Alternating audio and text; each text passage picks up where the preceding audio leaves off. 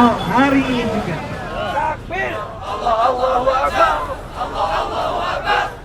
Jelas apa yang saya utarakan di Kepulauan Seribu bukan dimaksudkan untuk menafsirkan surat Al-Maidah 51, apalagi berniat menista agama Islam.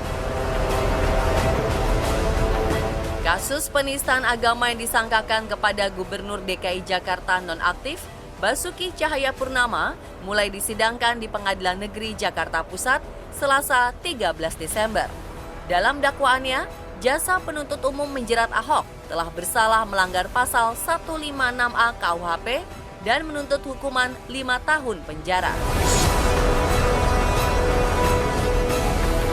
Perbuatan terdakwa Insinyur Basuki Cahayapurnama alias Ahok sebagaimana diatur dan diancam pidana dalam pasal 156A huruf A Kitab Undang-Undang Hukum Pidana.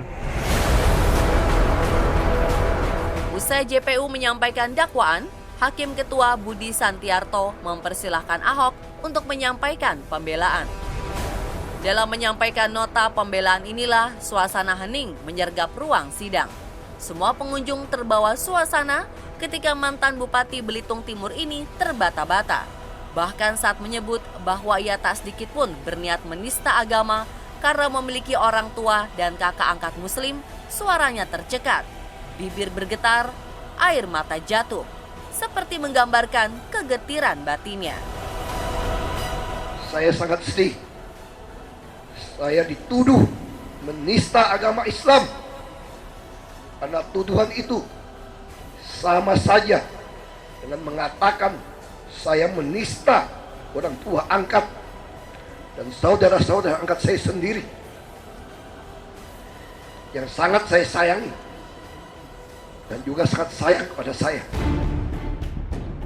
Semuanya yang hadir dalam ruangan sidang dan mungkin juga yang nonton TV itu bisa merasakan itu keharuan yang timbul dari dalam dirinya sendiri. Karena begini, dia itu sebenarnya terharu karena ingat daripada ibu angkatnya. Nah, ibu angkatnya itu sebelum meninggal pesan, ya, Pak Ahok, kalau jadi pemimpin atau gubernur, jadilah gubernur yang baik yang membantu rakyat miskin begitu. Nah, dia itu boleh dibilang ikut kebiasaan dari keluarga angkatnya ini, keluarga Bugis yang taat benar-benar tata cara menurut Islam. Loh, sekarang dia dinistakan, dinyatakan menista agama Islam. Loh, ini kan suatu hal yang bertolak belakang.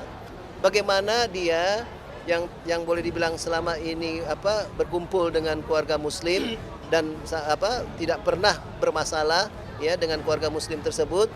Nah, jadi kalau sampai dia dinyatakan menista agama Islam, sama aja dia menistakan orang tua angkatnya. Seperti diketahui, kasus ini bermula dari kehilafan Ahok menyetir kitab suci Al-Quran surat Al-Maidah ayat 51 saat bertemu warga Pulau Pramuka, Kepulauan Seribu 27 September lalu. Momentum pilkada membuat kesalahan ini menjadi polemik besar. Jutaan umat Islam sontak menggelar unjuk rasa hingga 3 kali setelah Majelis Ulama Indonesia menyampaikan sikap. Tekanan dan tuntutan massa agar Ahok dipenjara juga masih menggema saat sidang berlangsung Selasa siang kemarin. Orasi digelar di sepanjang jalan Gajah Mada. Tahan Ahok hari ini juga. Dan majelis hakim punya kewenangan untuk itu.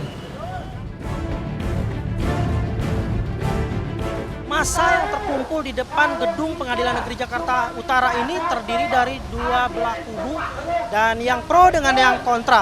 Dan massa sehingga tadi pagi dari sejak pukul 9.00 memadati bagian depan dari gedung Pengadilan Negeri Jakarta Utara ini. Kedua-duanya menyampaikan aspirasinya untuk mendukung maupun yang menolak pernyataan kontroversial yang sempat dilontarkan oleh Gubernur DKI Jakarta nonaktif Basuki Cahayapurnama. Sidang perdana Ahok ini menyita atensi yang sangat besar. Hampir semua media menjadikan sebagai headlines. Selebriti dunia hiburan tak ketinggalan menyampaikan komentar. Termasuk dua selebritis yang juga menjadi wakil rakyat, Lucky Hakim dan Vena Melinda.